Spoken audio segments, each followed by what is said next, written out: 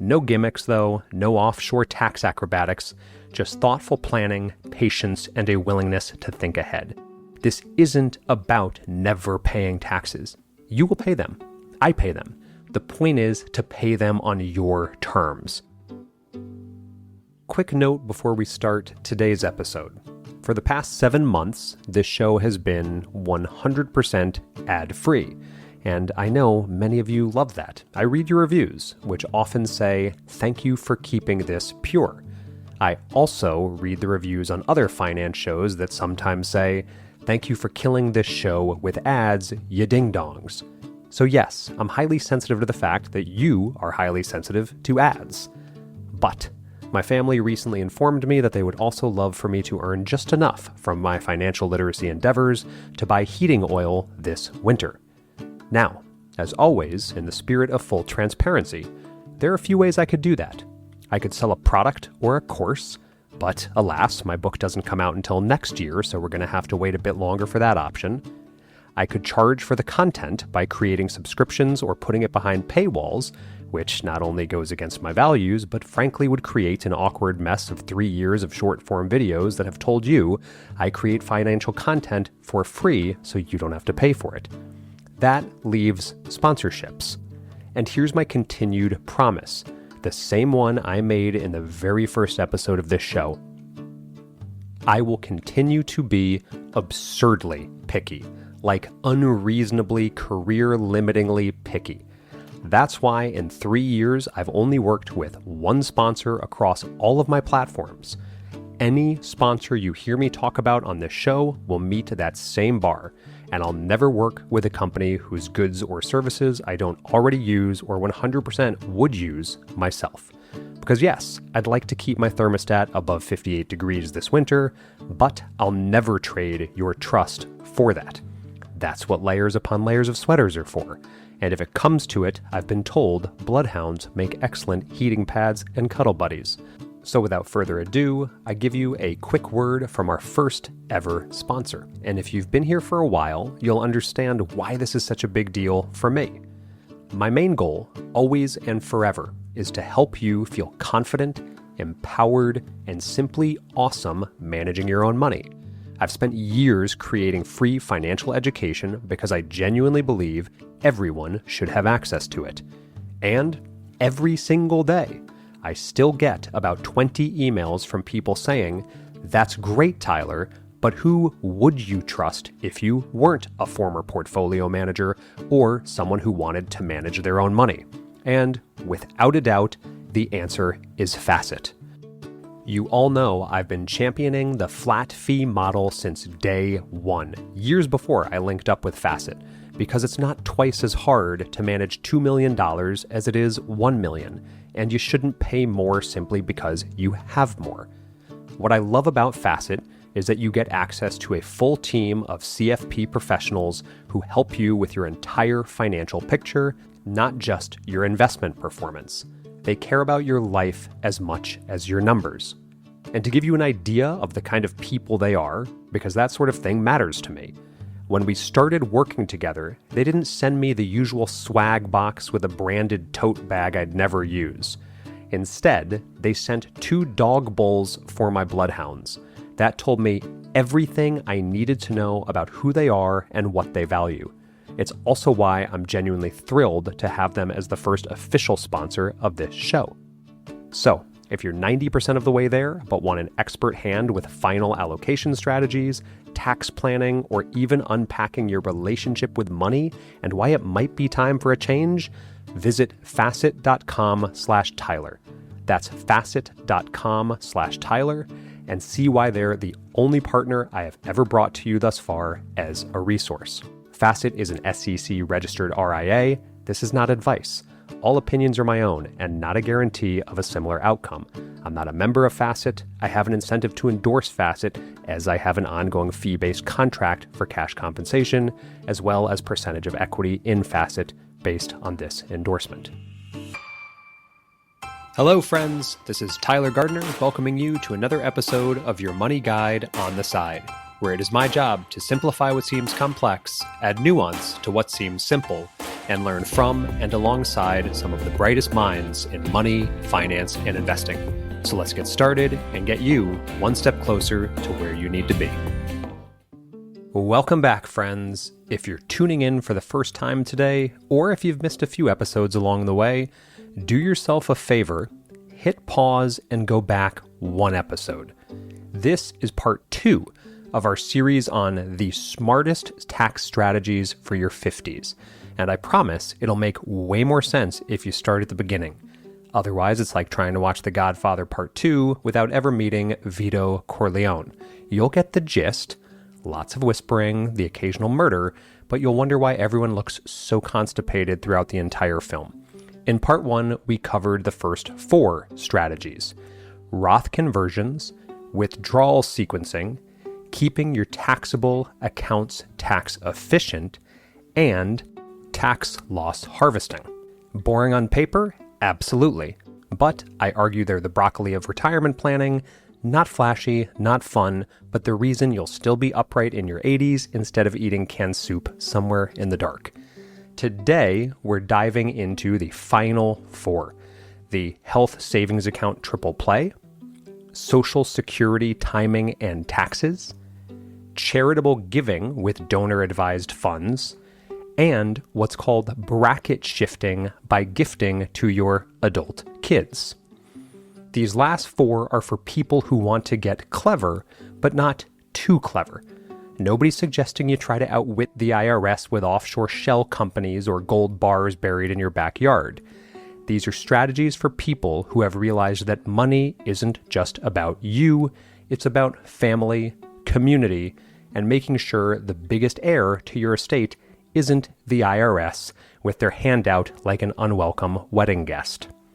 And as always, if this podcast has been helpful, please consider leaving a review on Apple Podcasts or share it with a friend who you think might need it. It helps grow the show, and it helps me justify the fact that I spend my mornings talking about taxes instead of raking the yard, which means we'll wind up with a damp compost heap masquerading as a lawn come April. All right, enough stalling. Let's get into it. Strategy number 5, the Health Savings Account Triple Play. This account is, without exaggeration, the single most underrated retirement tool out there, the Health Savings Account, or HSA. If you've never heard of it, don't feel bad. The IRS doesn't exactly put up billboards that say, hey, here's the best deal in the entire tax code. They bury it, instead, somewhere between alpaca wool depreciation rules and line 47, subsection C about tugboat write-offs, which is to say, unless you make a hobby of IRS publications, and if you do, my condolences, you're not going to stumble on this by accident. But here's why this matters. The HSA is the only account I know of that gives you a triple tax advantage. Contributions go in tax deductible, like a traditional IRA. Growth inside the account is tax-free, like a Roth. And withdrawals for qualified medical expenses are also tax-free, like nothing else, anywhere. That's the trifecta. The IRS basically shrugs and says, fine, this one's yours. And if you know the IRS like I do, I've been reading their bedtime stories, otherwise known as Publication 969, that's about as generous as they will ever get. Now, here's where it gets interesting. Most people who do know about and use the HSA treat it like a glorified checking account for copays and prescriptions. They contribute, they swipe the card at CVS, they move on, which is fine. But it's the financial equivalent of buying a Maple Creamy, licking it once, and throwing it in the trash. Sacrilege. The smarter move is to treat your HSA like a stealth retirement account. Contribute the maximum every year. For 2025, that's $4,300 for individuals, or $8,550 for families, plus a $1,000 catch-up if you're over 55. Then, instead of spending it, invest it. Yes, you can usually invest the money inside an HSA. Put it in a broad market index fund if your provider allows it. Then pay current medical expenses out of pocket if you can swing it, and keep the receipts. Why? Because you can reimburse yourself years or even decades later tax-free. Let's break down an example. You pay $2,000 in medical bills this year, and you choose to do it out of pocket. You stuff the receipts in a folder labeled IRS Don't Mess With Me. Fast forward 15 years, your HSA has quietly grown, you're retired, and you decide you'd like to buy that kayak. Not the timeshare kind. You pull $2,000 out of the HSA, tax-free, because technically you're reimbursing yourself for that old expense. It's legal, it's smart, and it's exactly why this account is a hidden gem.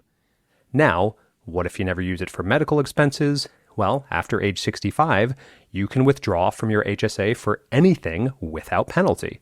The catch: those withdrawals would be taxed as ordinary income, just like a traditional pre-tax IRA, which means at worst, your HSA is basically an IRA in a trench coat. At best, it's a turbocharged Roth for healthcare.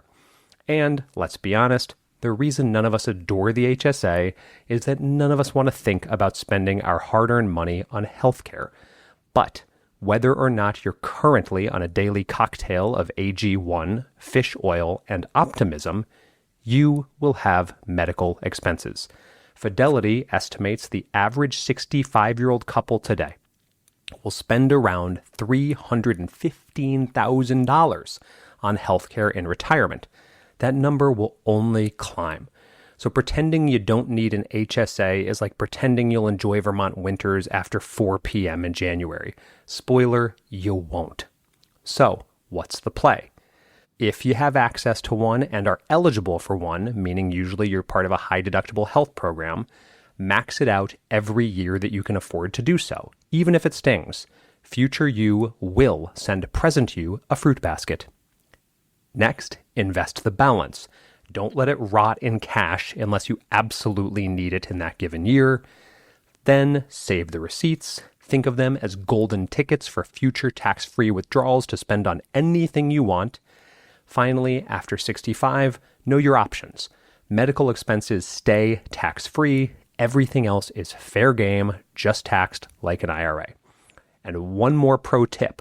Not all HSA providers are created equal. Some will only let you keep the money in cash, which is like storing gold bars in a piggy bank. Shop around for a provider that lets you invest. Fidelity and Lively are two solid, low-fee options that I happen to know about. In short, your 50s are the perfect decade to supercharge this account. Sure, you've got fewer years for it to grow than your 20-year-old nephew, but you also have higher medical costs coming down the pike. So treat your HSA as the ace up your sleeve, not just a slush fund for Band-Aids and ibuprofen. Strategy number 6, Social Security timing and tax implications. Social Security is the elephant in the retirement room, or maybe more like the bear in the Vermont driveway on trash day. Big, unavoidable, and occasionally liable to smash your Subaru if you left a waffle cone wrapper in the cup holder. Most people think about Social Security in simple terms. Should I take it early at 62, wait until full retirement age, or hold out until 70? That's a fine way to frame it. It's the way most hotel seminar speakers in ill-fitting suits frame it, usually next to a PowerPoint slide that still has the stock photo watermark on it. But here's the wrinkle nobody talks about. Social Security is also a massive, complicated tax puzzle. Up to 85% of your Social Security benefits can be taxed depending on something called provisional income. That's basically your adjusted gross income plus, this is where it gets confusing just for the sake of being confusing, half of your Social Security benefits plus tax-exempt interest, because even muni bonds aren't safe from the IRS's sticky fingers when it comes to Social Security.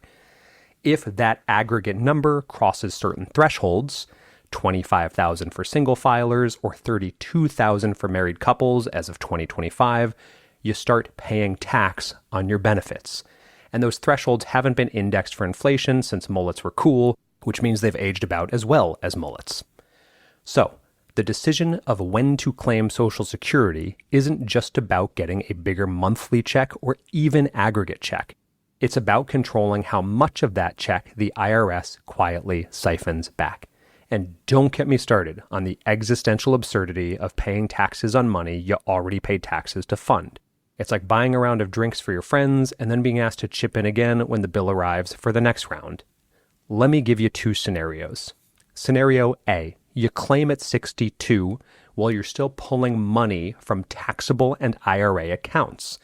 Those IRA withdrawals boost your provisional income, and suddenly 85% of your Social Security is taxable. Not okay. Scenario B, you delay Social Security until 67 or 70, and in the meantime, you strategically draw down your pre-tax accounts or do Roth conversions. When Social Security finally kicks in, your IRA balances, and hence future RMDs, are lower, which means your provisional income and your Social Security tax bill are lower. And one big perk of waiting, Social Security does grow by about 8% per year you delay from full retirement age to 70.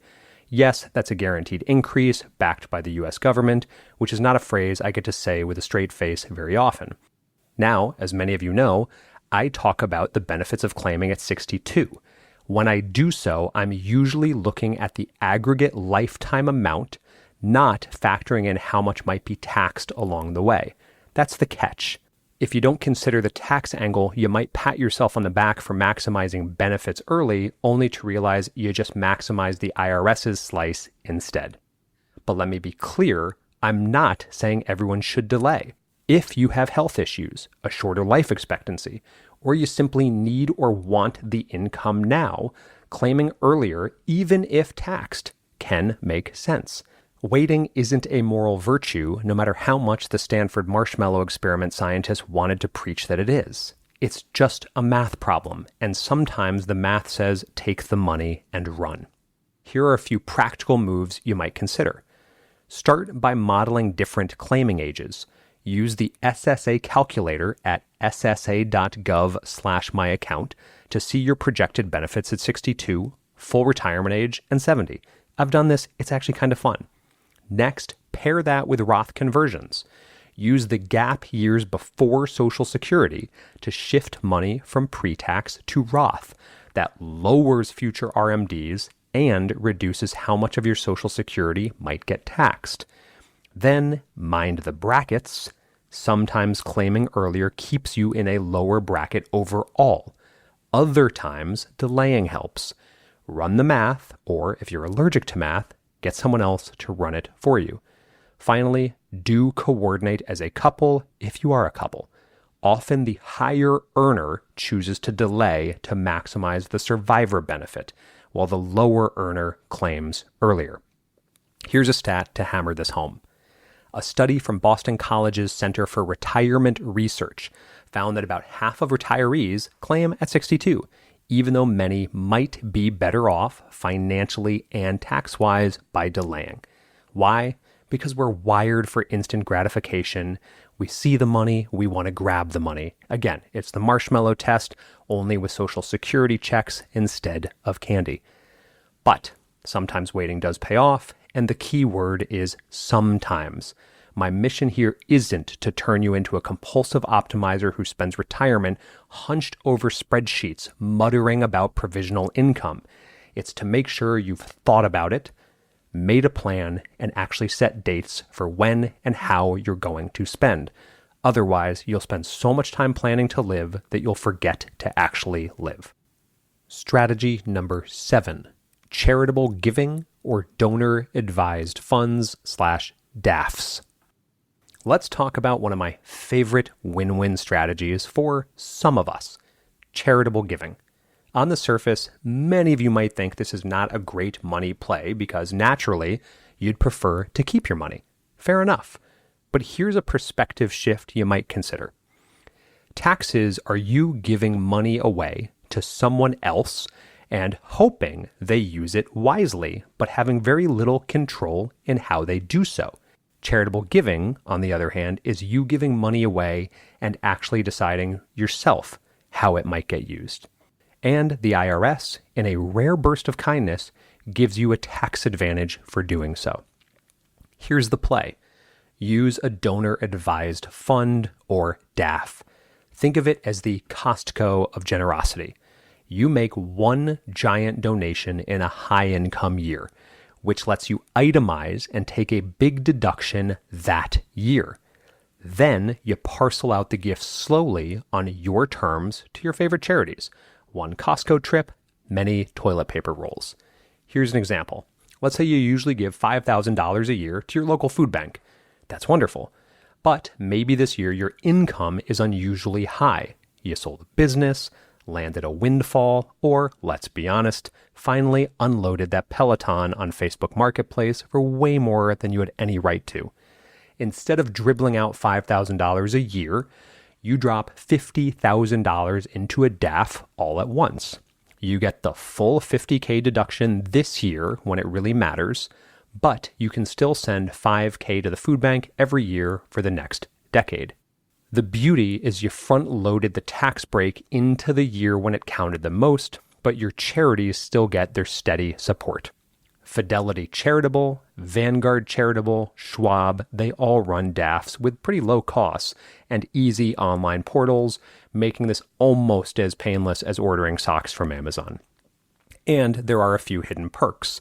A close friend of mine used a DAF for years, and the thing she loved most was being able to stay anonymous. She told me, "I want to give to the food pantry, not have my name engraved on a plaque next to the canned beans." A DAF let her do that quietly, on her terms, and tax efficiently. Note 2, for those past 70 and a half, there's also what's called the Qualified Charitable Distribution, QCD. If you don't need your required minimum distributions, you can send up to $100,000 a year directly from your IRA to charity. It counts towards your RMD, but it doesn't count as taxable income. That means you satisfy Uncle Sam's withdrawal rules while simultaneously starving his tax bill. That's a strategy worth remembering if you'd rather the money go to your church, alma mater, or animal shelter than the IRS's idea of a rainy day fund. Now, here's a bracket shifting bonus strategy. Charitable giving also plays nicely with income bracket management. Imagine you're teetering between the 24 and 32% marginal bracket in a big year. By front-loading a charitable contribution into a DAF, you could drop back into the lower bracket, which not only helps this year, but also lowers the effective rate you're paying on other income. It's bracket shifting in disguise, but instead of shoving gains off to your kids, you're shifting income away by being generous. The IRS doesn't get a bigger slice, and you get to choose who benefits. To recap, if you're charitably inclined in your 50s and beyond, DAFs are the most flexible and efficient way to give. Big deduction now, steady giving later. If you're past 70 and a half, QCDs from your IRA are a brilliant way to knock out RMDs without racking up more taxable income. And if you're hovering on a tax bracket edge, charitable giving is one of the few levers you can pull that lets you feel noble and tax efficient at the same time. Done right, it's a rare three-way win. You lower taxes, you support causes you care about, and you keep the IRS from being your biggest heir. Strategy number 8, bracket shifting, aka gifting to the kids. Finally, let's end with a family strategy that keeps some money in-house, so to speak, shifting income to your kids' lower tax brackets. Here's the basic rule. In 2025, you can gift up to $19,000 per person per year without triggering the gift tax. And you can double that if you're married. That means you could move appreciated stock, ETFs, or just plain old cash to your kids, who may be in much lower tax brackets, and let them sell or use the money with a smaller tax bill than you'd face yourself. This is called bracket shifting, and it's perfectly legal. The IRS doesn't like it, but since they wrote the rules, we're simply playing their game, just a little more thoughtfully than they probably intended. A few caveats worth knowing. For minors, beware the kiddie tax. The IRS noticed parents were shifting capital gains to their 12-year-olds, so now kids pay their parents' tax rate once they cross a relatively low threshold. So this works far better once your kids are adults. Next, trust is required. You need to believe your kids won't immediately sell your carefully transferred shares and buy a jet ski. No disrespect to jet ski dealers, but this is how inheritances vanish faster than you can say Jimmy Buffett cover band. Example, a client of mine once gifted $15,000 of appreciated index fund shares to his daughter in grad school. She sold them to cover tuition, paid almost no tax, and the family as a whole saved thousands. That's bracket shifting in action. Money out of the IRS's pocket and into your kid's future. Think of it as a way to pay it forward while you're alive, instead of waiting until you're gone and letting probate lawyers eat a chunk of it. Just remember the trade-off. If you hold on to those appreciated assets until death, your heirs generally get what's called a step-up in basis that we went over in part 1. Translation, they could pay zero tax on these decades of gains. So gifting during your life works best if your kids actually need the money now, not just someday. Used wisely, it's a simple, elegant way to support your children while minimizing your household's overall tax bill. Used unwisely, it's a down payment on your son's midlife crisis wave runner. And there you have it. Between parts 1 and 2, last week and this week, 8 tax strategies for your 50s and beyond spread across these 2 episodes. In part 1, we covered Roth conversions, withdrawal sequencing, tax-efficient investing in taxable accounts, and tax loss harvesting. In part 2, we hit the HSA Triple play, Social Security timing and taxes, charitable giving with DAFs, and bracket shifting to kids. Together, that's a pretty powerful toolkit, and it's a lot to learn. No gimmicks, though, no offshore tax acrobatics, just thoughtful planning, patience, and a willingness to think ahead. And remember, this isn't about never paying taxes. You will pay them. I pay them. Even billionaires do pay them, albeit with a little more sighing and fewer receipts. The point is to pay them on your terms. Pay them in ways that leave you with more freedom, more confidence, and maybe even enough left over to finally buy the kayak, take the vacation, or splurge on the maple creamy with maple candy crunchies on top. Yes, I did just say crunchies, and if you know, you know. If this 2-part series was at all helpful, please take a second to leave a review on Apple Podcasts or share it with a friend. It's the single best way to help grow the show, and it keeps me from slipping completely into hermit mode, wandering the Vermont woods, talking to my dogs about Roth conversions. Yes, they're patient listeners, but I suspect they're beginning to judge me.